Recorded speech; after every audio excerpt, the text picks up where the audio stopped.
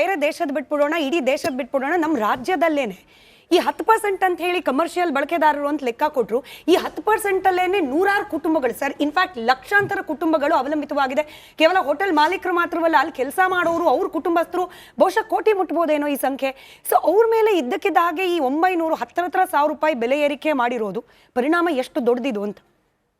ಇದು ಖಂಡಿತ ಪರಿಣಾಮ ಬೀರುತ್ತೆ. ಇದು ನಾವು ಎಕ್ಸ್ಪೆಕ್ಟ್ ಮಾಡ್ತಾ ಇದ್ವಿ. ಇದನ್ನು ಎಲೆಕ್ಷನ್ ಆದಮೇಲೆ 29ಕ್ಕೆ ಬರುತ್ತೆ, 29ರ ಸಾಯಂಕಾಲನೇ ಜಾಸ್ತಿ ಮಾಡ್ತಾರೆ ಅಂತ. ನಾನು ಇನ್ಫ್ಯಾಕ್ಟ್ ಪೆಟ್ರೋಲು ಜಾಸ್ತಿ ಆಗುತ್ತೆ ಅಂದ್ಕೊಂಡಿದ್ದೆ, ಡೀಸೆಲು ಜಾಸ್ತಿ ಆಗುತ್ತೆ, 20 ರೂಪಾಯಿ ಕನಿಷ್ಠ ಏರಿಸ್ತಾರೆ ಅಂದ್ಕೊಂಡಿದ್ದೆ. ಅದು ಯಾಕೋ ಇನ್ನೂ ಪೆಟ್ರೋಲ್ ಮುಟ್ಟಿಲ್ಲ, ಅದು ಮೋಸ್ಟ್ಲಿ ರಿಸಲ್ಟ್ ಬಂದಮೇಲೆ ಆಗ್ಬೋದು. ನಾನು ಕಂಪ್ಲೀಟ್ಲಿ ನಾನು ಅಕ್ಸೆಪ್ಟ್ ಮಾಡ್ತೀನಿ. ವಾರಿಂದ ಇದು ಆಗ್ತಾ ಇದೆ. ಯಾಕಂದರೆ ಇಷ್ಟು ದಿನ ಯಾಕೆ ತಡೆ ಹಿಡಿದ್ರು ಅಂದರೆ ಇಟ್ಸ್ ಆಲ್ವೇಸ್ ಪೊಲಿಟಿಕಲ್. ನೀವು ನಗ್ಬೋದು, but it is always political ಅಂತ ನಾನು ಹೇಳ್ತೀನಿ. ಆದರೆ ಇದರಿಂದ ಖಂಡಿತ ಪರಿಣಾಮ ಒಂದೇ ಸರ್ತಿ ನೀವು ಹೆಚ್ಚು ಕಮ್ಮಿ ಈಗ 30% ಮೇಲೆ ಜಾಸ್ತಿ ಮಾಡಿದ್ದಾರೆ.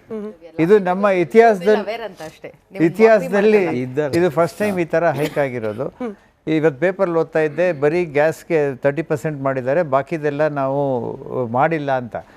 ಬಾಕಿದನ್ನು ಮಾಡೇ ಮಾಡ್ತಾರೆ, ಯಾಕೆಂದರೆ ಇದು ಒಂದು ಅಂಗ ಅಷ್ಟೇ. ಇದು ಪೆಟ್ರೋಲು ಜಾಸ್ತಿ ಆಗಬೇಕು, ಡೀಸೆಲು ಜಾಸ್ತಿ ಆಗಬೇಕು. ಇದು ಹೋಟ್ಲವ್ರ ಮೇಲೆ ಖಂಡಿತ ಪರಿಣಾಮ ಬೀಳುತ್ತೆ. ಯಾಕೆಂದರೆ ನಮ್ಮದು ಒಳಗೆ ಬರೋ ಸಾಮಾನುಗಳು ಅದಕ್ಕೂ ಬೆಲೆ ಜಾಸ್ತಿ ಆಗುತ್ತೆ, ನಮ್ಮ ಪಲ್ಸಸ್ಗೆ ಜಾಸ್ತಿ ಆಗುತ್ತೆ, ಪ್ರತಿಯೊಂದು ಜಾಸ್ತಿ ಆಗುತ್ತೆ. ಈಗ ಗ್ಯಾಸ್ ಜಾಸ್ತಿ ಆಗಿರೋದು ಹೋಟ್ಲವ್ರಿಗೆ ಎಫೆಕ್ಟ್ ಆಗ್ಬೋದು, ಆಟೋದವ್ರಿಗೆ ಎಫೆಕ್ಟ್ ಆಗ್ಬೋದು, ಬಟ್ ಇವೆಂಚುಲಿ ಅದು ಎಲ್ಲರಿಗೂ ಎಫೆಕ್ಟ್ ಆಗುತ್ತೆ. ಯಾಕೆಂದರೆ ಕಸ್ಟಮರ್ ಮೇಲೆ ಪರಿಣಾಮ ಜಾಸ್ತಿ ಬೀಳುತ್ತೆ. ಈಗ ಕೆಲವರು ಬೆಲೆ ಜಾಸ್ತಿ ಮಾಡದೆ ಕೂತಿದ್ರು, ಈಗ ಖಂಡಿತ ಏರಿಸ್ತಾರೆ ಹೋಟ್ಲವರು.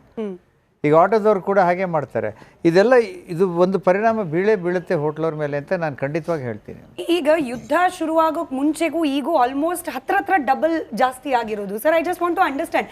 ಈಗ ದೊಡ್ಡ ಹೋಟೆಲ್ಗಳು ಅಥವಾ ಪರ್ಯಾಯ ವ್ಯವಸ್ಥೆ ಇರುವ ಹೋಟೆಲ್ಗಳು somehow they can survive.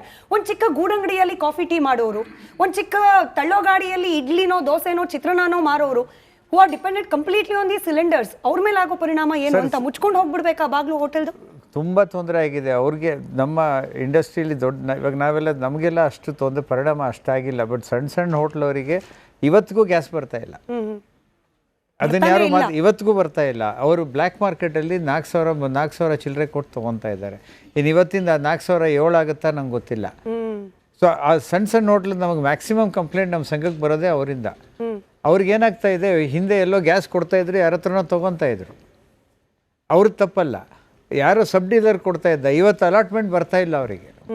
So black ಮಾರ್ಕೆಟಲ್ಲಿ ತೊಗೊತಾ ಇದ್ದಾರೆ. ಸೊ ಈ ಕಾಳು ಸಂತೆಯಲ್ಲಿ ಮಾರಾಟ ಮಾಡೋರಿಗೆ ಸುಗ್ಗಿ ಕಾಲ ಆಗೋಯ್ತು ಅಂತ. ಈಗೆಲ್ಲ ಬ್ಲ್ಯಾಕ್ ಮಾಡೋರ್ಗೆ ಸಿಕ್ಕಾಪಟ್ಟೆ ಪ್ರೈವೇಟ್ ಗ್ಯಾಸ್ ಅವರು 1-2 ಮಾರ್ತಾ ಇದ್ದಾರೆ. ನಾನು ರಾಜಕೀಯ ಪಕ್ಷಗಳ ಪ್ರತಿನಿಧಿಗಳನ್ನ ಇನ್ನೊಂದು ಪ್ರಶ್ನೆಗೆ ವೇಟಿಂಗ್ ಲಿಸ್ಟ್ ಅಲ್ಲಿ ಇಡ್ತೀನಿ. ಯಾಕಂದ್ರೆ ರಾಜಕೀಯ ಚರ್ಚೆ ಪ್ರಾರಂಭವಾದ್ರೆ ಜನಸಾಮಾನ್ಯರ ಚರ್ಚೆಯಿಂದ ಸ್ವಲ್ಪ ಡಿವಿಯೇಟ್ ಆಗುತ್ತೆ ಅನ್ನೋ ಕಾರಣಕ್ಕೆ ವಿತ್ ಆಲ್ ಯುವರ್ ಪರ್ಮಿಷನ್ ನಾನು ಈ ಆಟೋ ಚಾಲಕರ ಧ್ವನಿಯನ್ನ ಕೂಡ ಕೇಳಬೇಕು ಅನ್ನೋ ಕಾರಣಕ್ಕೆ ನೇರವಾಗಿ ರಾಮೇಗೌಡ್ರೆ, ಈಗ ಫಸ್ಟ್ ಆಫ್ ಆಲ್ ಯುದ್ಧಕ್ಕೆ ಮುಂಚೆ 60 ರೂಪಾಯಿ ಹತ್ರ ಇದ್ದಿದ್ದು ಗ್ಯಾಸ್ ಬೆಲೆ ಇವತ್ತು ಕೆಲ ಬಂಕ್ಗಳಲ್ಲಿ 100-120 ರೂಪಾಯಿ ಆಗಿದೆಯಂತೆ. ನಾವು ಜನರ ಪ್ರತಿಕ್ರಿಯೆನ ಸಂಪಾದನೆ ಮಾಡುವಾಗ ಹೇಳಿದ್ದು 120 ರೂಪಾಯಿ ಕೊಟ್ಟರು ನಾವು ಗಂಟೆಗಟ್ಟಲೆ ಕಾದ್ಬಿಟ್ಟೆ ತಗೊಳ್ಬೇಕು ಅನ್ನೋ ಪರಿಸ್ಥಿತಿ.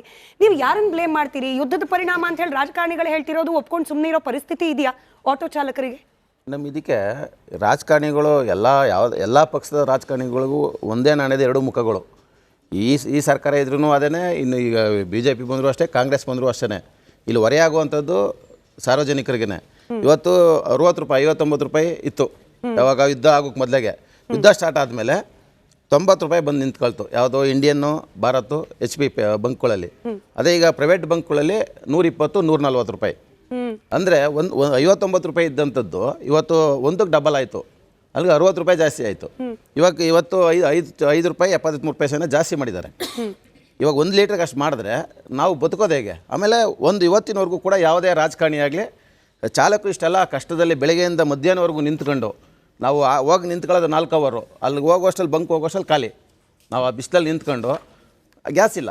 ನಮಗೇನೋ ಇವತ್ತು 100 ರೂಪಾಯಿ ಸಂಪಾದನೆ ಆದರೆ ನಮ್ಮ ಮನೆಗೆ ಮಕ್ಕಳು ಮರಿಗೆ ಏನಾದರೂ ತರಕಾರಿ ಅಕ್ಕಿ ತಗೊಂಡು ಹೋಗ್ಬೇಕು, ಒಂದು 100 ರೂಪಾಯಿ ಸಂಪಾದನೆ ಆಗಲಿ ಅಂತ ನಾವು ನಿಂತಿರ್ತೀವಿ. ಇವತ್ತಿನವರೆಗೂ ಯಾವ ರಾಜಕಾರಣಿನೂ ಕೂಡ ಒಂದು ಬಾಯಿ ಬಿಚ್ಚಿ ಮಾತಾಡಿಲ್ಲ. ಚಾಲಕರಿಗೆ ಈ ಥರ ಸಮಸ್ಯೆ ಇದೆ, ಅವ್ರಿಗೇನಾದರೂ ಒಂದು ಅನುಕೂಲ ಮಾಡಿಕೊಡ್ಬೇಕು, ಇಲ್ಲ ಒಂದು ಸಹಾಯಧನ ಕೊಡಬೇಕು, ಇಲ್ಲ ಅವ್ರಿಗೇನಾದರೂ ಒಂದು ರೇಷನ್ ಕಿಟ್ ಕೊಡಬೇಕು ಅನ್ನೋದು ಇವತ್ತಿನವರೆಗೂ ಯಾವುದೇ ರಾಜಕಾರಣಿಗಳು ಕೂಡ ಬಾಯಿ ಬಿಟ್ಟಿಲ್ಲ. ಯಾರೋ ಒಂದು ಫಿಲಮ್ ಇಂಡಸ್ಟ್ರಿಯವರು ಒಂದು 3 ಜನ ಏನೋ ಚಾಲಕರಿಗೆ ಒಂದು ಅನುಕೂಲ ಮಾಡಿಕೊಟ್ಟಿದ್ರು ಬಿಟ್ಟರೆ ಈ ರಾಜಕಾರಣಿಗಳು ಯಾರು ಇವತ್ತಿನವರೆಗೂ ಬಾಯಿ ಬಿಚ್ಚಿಲ್ಲ. ನಾವು ಮುನಿಯಪ್ಪರ ಮನೆಗೂ ಕೂಡ ಲಾಸ್ಟ್ ಟೈಮಲ್ಲಿ ಹೋಗಿದ್ವಿ ಮುತ್ತಿಗೆ ಹಾಕೋಕ್ಕೆ ಅಂತ. ಅವತ್ತು ಅವ್ರೇನೋ ಎಲೆಕ್ಷನ್ ಒಂದು ಬಿಜಿಲಿ ಒಂದೇನೋ ನಮ್ಗೆ ಹಂಗೆ ಸಾರಿಸ್ಬಿಟ್ಟು ಕಳಿಸ್ಬಿಟ್ರು. ಇವತ್ತಿನವರೆಗೂ ಅದು ಯಾರೂ ಚಕರೆ ಎತ್ತಲಿಲ್ಲ. ಇವಾಗ ನೋಡಿ, ಈಗ ಎಲೆಕ್ಷನ್ ಮುಗೀತು, ಇವಾಗೆಲ್ಲ ರೇಟ್ಗಳನ್ನ ಜಾಸ್ತಿ ಮಾಡ್ಕೊಂಡು ಹೋಗ್ತಿದ್ದಾರೆ. ಇವತ್ತು ಪೇಪರಲ್ಲಿ ನೋಡಿವಿ, ನಾಳೆಯಿಂದ ನಾವು ಪೆಟ್ರೋಲು ಕೂಡ ಜಾಸ್ತಿ ಮಾಡ್ತೀವಿ ಅಂತ. ಎಲ್ಲರಿಗೂ ಇವ್ರಿಗೆ ಮಾತ್ರ ಸರ್ಕಾರಕ್ಕೆ ಲಾಸ್ ಆದಾಗ ಮಾತ್ರ ಜಾಸ್ತಿ ಮಾಡ್ತಾರೆ. ಇವತ್ತು ನಮಗೆ 60 ರೂಪಾಯಿ ಇದ್ದದ್ದು ಇವತ್ತು 100-120 ರೂಪಾಯಿಗೆ ಬಂದಿದೆಯಲ್ಲ, ಮತ್ತು ನಮಗೆ ಹೆಂಗೆ ಮಾಡೋದು? ಕೇಳೋರು ಯಾರು ಅಂತ ನಿಜ. ಅಟ್ಲೀಸ್ಟ್ ಸಮಸ್ಯೆ ಬಗೆಹರಿಸ್ತೀವಿ ಅಂತ ಭರವಸೆ ಕೊಡೋಕಾದ್ರೂ ಯಾರಾದರೂ ಮಾತನಾಡಬೇಕಿತ್ತು ಅಂತ ವ್ಯಾಲಿಡ್ ಇದೆ ಸರ್. ಇದು ನಾವು ಎಕ್ಸ್ಪೆಕ್ಟ್ ಮಾಡ್ತಾ ಇದ್ವಿ. ಇದನ್ನು ಎಲೆಕ್ಷನ್ ಆದಮೇಲೆ 29ಕ್ಕೆ ಬರುತ್ತೆ, 29 ಸಾಯಂಕಾಲನೇ ಜಾಸ್ತಿ ಮಾಡ್ತಾರೆ ಅಂತ. ನಾನು ಇನ್ಫ್ಯಾಕ್ಟ್ ಪೆಟ್ರೋಲು ಜಾಸ್ತಿ ಆಗುತ್ತೆ ಅಂದ್ಕೊಂಡಿದ್ದೆ, ಡೀಸೆಲು ಜಾಸ್ತಿ ಆಗುತ್ತೆ, 20 ರೂಪಾಯಿ ಕನಿಷ್ಠ ಏರಿಸ್ತಾರೆ ಅಂದ್ಕೊಂಡಿದ್ದೆ. ಅದು ಯಾಕೋ ಇನ್ನೂ ಪೆಟ್ರೋಲ್ ಮುಟ್ಟಿಲ್ಲ, ಅದು ಮೋಸ್ಟ್ಲಿ ರಿಸಲ್ಟ್ ಬಂದಮೇಲೆ ಆಗ್ಬೋದು. ನಾನು ಕಂಪ್ಲೀಟ್ಲಿ ನಾನು ಅಕ್ಸೆಪ್ಟ್ ಮಾಡ್ತೀನಿ, ವಾರಿಂದ ಇದು ಆಗ್ತಾ ಇದೆ. ಯಾಕಂದರೆ ಇಷ್ಟು ದಿನ ಯಾಕೆ ತಡೆ ಹಿಡಿದ್ರು ಅಂದರೆ ಇಟ್ಸ್ ಆಲ್ವೇಸ್ ಪೊಲಿಟಿಕಲ್. ನೀವು ನಗ್ಬೋದು, but it is always political ಅಂತ ನಾನು ಹೇಳ್ತೀನಿ. ಆದರೆ ಇದರಿಂದ ಖಂಡಿತ ಪರಿಣಾಮ ಒಂದೇ ಸರ್ತಿ ನೀವು ಹೆಚ್ಚು ಕಮ್ಮಿ ಈಗ 30% ಮೇಲೆ ಜಾಸ್ತಿ ಮಾಡಿದ್ದಾರೆ. ಇದು ನಮ್ಮ ಇತಿಹಾಸದಲ್ಲಿ ಇದು ಫಸ್ಟ್ ಟೈಮ್ ಈ ಥರ ಹೈಕ್ ಆಗಿರೋದು. ಇವತ್ತು ಪೇಪರ್ಲ್ಲಿ ಓದ್ತಾ ಇದ್ದೆ, ಬರೀ ಗ್ಯಾಸ್ಗೆ 30% ಮಾಡಿದ್ದಾರೆ, ಬಾಕಿದೆಲ್ಲ ನಾವು ಮಾಡಿಲ್ಲ ಅಂತ.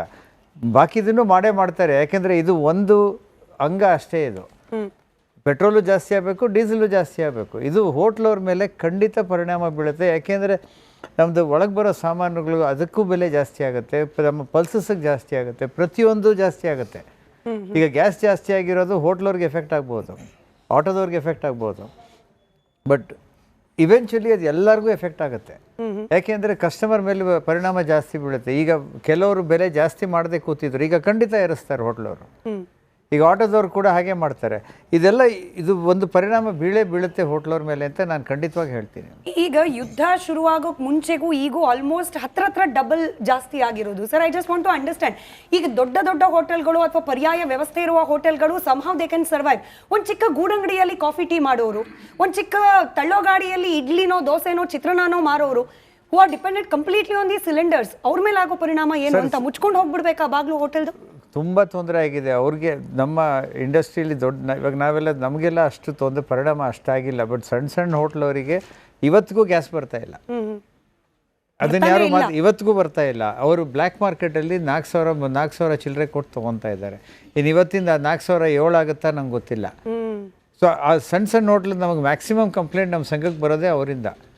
ಅವ್ರಿಗೇನಾಗ್ತಾ ಇದೆ, ಹಿಂದೆ ಎಲ್ಲೋ ಗ್ಯಾಸ್ ಕೊಡ್ತಾ ಇದ್ರು, ಯಾರ ಹತ್ರನೋ ತೊಗೊತಾ ಇದ್ರು, ಅವ್ರದ್ದು ತಪ್ಪಲ್ಲ, ಯಾರೋ ಸಬ್ ಡೀಲರ್ ಕೊಡ್ತಾ ಇದ್ದ, ಇವತ್ತು ಅಲಾಟ್ಮೆಂಟ್ ಬರ್ತಾ ಇಲ್ಲ ಅವರಿಗೆ. ಸೊ ಬ್ಲ್ಯಾಕ್ ಮಾರ್ಕೆಟಲ್ಲಿ ತೊಗೊತಾ ಇದ್ದಾರೆ. ಸೊ ಈ ಕಾಳು ಸಂತೆಯಲ್ಲಿ ಮಾರಾಟ ಮಾಡೋರಿಗೆ ಸುಗ್ಗಿ ಕಾಲ ಆಗೋಯ್ತು ಅಂತ. ಈಗೆಲ್ಲ ಬ್ಲ್ಯಾಕ್ ಮಾಡೋರ್ಗೆ ಸಿಕ್ಕಾಪಟ್ಟೆ ಪ್ರೈವೇಟ್ ಗ್ಯಾಸ್ ಅವರು 1-2 ಮಾರ್ತಾ ಇದ್ದಾರೆ. ನಾನು ರಾಜಕೀಯ ಪಕ್ಷಗಳ ಪ್ರತಿನಿಧಿಗಳನ್ನ ಇನ್ನೊಂದು ಪ್ರಶ್ನೆಗೆ ವೇಟಿಂಗ್ ಲಿಸ್ಟ್ ಅಲ್ಲಿ ಇಡ್ತೀನಿ. ಯಾಕಂದ್ರೆ ರಾಜಕೀಯ ಚರ್ಚೆ ಪ್ರಾರಂಭವಾದ್ರೆ ಜನಸಾಮಾನ್ಯರ ಚರ್ಚೆಯಿಂದ ಸ್ವಲ್ಪ ಡಿವಿಯೇಟ್ ಆಗುತ್ತೆ ಅನ್ನೋ ಕಾರಣಕ್ಕೆ ವಿತ್ ಆಲ್ ಯುವರ್ ಪರ್ಮಿಷನ್ ನಾನು ಈ ಆಟೋ ಚಾಲಕರ ಧ್ವನಿಯನ್ನ ಕೂಡ ಕೇಳಬೇಕು ಅನ್ನೋ ಕಾರಣಕ್ಕೆ ನೇರವಾಗಿ ರಾಮೇಗೌಡ್ರೆ, ಈಗ ಫಸ್ಟ್ ಆಫ್ ಆಲ್ ಯುದ್ಧಕ್ಕೆ ಮುಂಚೆ 60 ರೂಪಾಯಿ ಹತ್ರ ಇದ್ದಿದ್ದು ಗ್ಯಾಸ್ ಬೆಲೆ ಇವತ್ತು ಕೆಲ ಬಂಕ್ಗಳಲ್ಲಿ 100-120 ರೂಪಾಯಿ ಆಗಿದೆಯಂತೆ. ನಾವು ಜನರ ಪ್ರತಿಕ್ರಿಯೆನ ಸಂಪಾದನೆ ಮಾಡುವಾಗ ಹೇಳಿದ್ದು 120 ರೂಪಾಯಿ ಕೊಟ್ಟರು ನಾವು ಗಂಟೆಗಟ್ಟಲೆ ಕಾದ್ಬಿಟ್ಟೆ ತಗೊಳ್ಬೇಕು ಅನ್ನೋ ಪರಿಸ್ಥಿತಿ. ನೀವು ಯಾರನ್ನು ಬ್ಲೇಮ್ ಮಾಡ್ತೀರಿ? ಯುದ್ಧದ ಪರಿಣಾಮ ಅಂತ ಹೇಳಿ ರಾಜಕಾರಣಿಗಳು ಹೇಳ್ತಿರೋದು ಒಪ್ಕೊಂಡು ಸುಮ್ಮನೆ ಇರೋ ಪರಿಸ್ಥಿತಿ ಇದೆಯಾ ಆಟೋ ಚಾಲಕರಿಗೆ?